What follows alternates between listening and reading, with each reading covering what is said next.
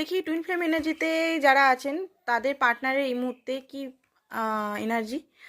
এই মুহূর্তে আমি দেখতে পাচ্ছি আপনার ডিএম এর সঙ্গে বন্ধুদের হতে পারে, তার পরিবারের হতে পারে, লড়াই ঝগড়া চলছে, বা অফিসে হতে পারে।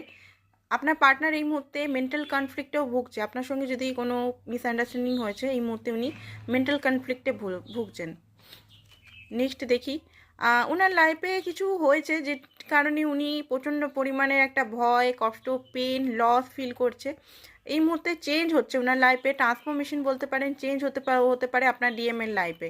তো আপনার ডিএম এর ইগো এখানে অনেকটা নিচে নামছে।